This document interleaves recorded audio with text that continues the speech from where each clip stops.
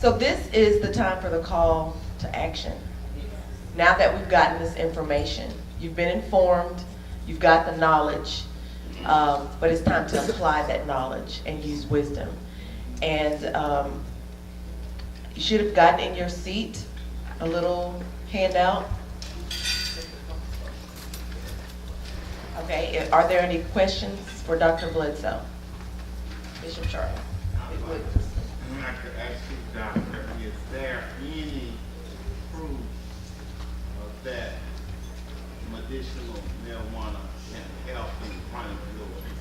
Let's don't deal with adolescents. Let's deal with adults. With outcomes?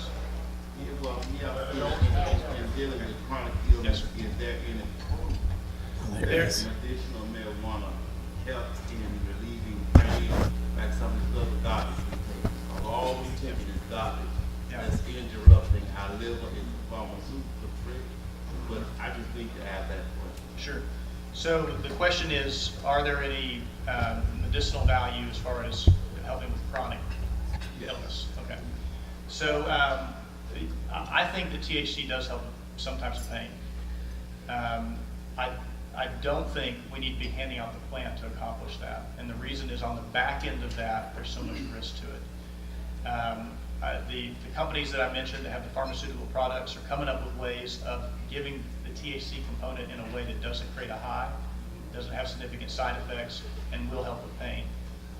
The other things that people have talked about, when you look at the compounds, the CBD component, I think could help with pediatric seizures, some sort of pediatric seizures.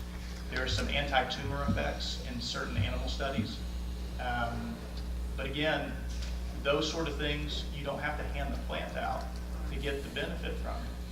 So I have a lot of, obviously a lot of patients that suffer from pain. I have a lot of friends that are concerned about that issue. And I would just say, we can write laws to narrow the spectrum for what we give marijuana or medical marijuana for instance, the CBD only laws, and not have to hand the plant out wholesale, and certainly not have to make it available for adolescents or for ADHD or for migraines. So what I would say is, there are ways of doing this in a more responsible way, but issue 6 and issue 7, what they've done is very irresponsible, and it's going to cause a lot of suffering on the back end. Yes, sir. Let me be clear, I am not a proponent of 6 and 7. Yes, sir. Yes, sir. But there are so many, I want all of us in this room to understand that when they issue this stuff, the FDA is the biggest trip in the world. Because you got side effects that say your eye gonna fall out, your tongue gonna screw over, you're gonna have crippled legs and everything on everything we take. And especially the highly stuff that they're giving our kids, our little kids, for this attention deficit. But I never hear nobody on the rally behind the pharmaceutical companies that are legally killing us. I would like to see the same movement go for us to open up the gate to investigate some of this stuff that's causing our system.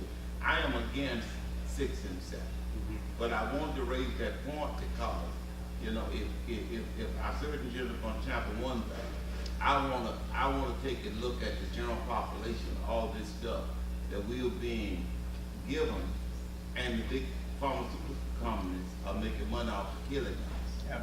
Certainly, there's a lot of room for reform in a lot of areas. Yes, sir.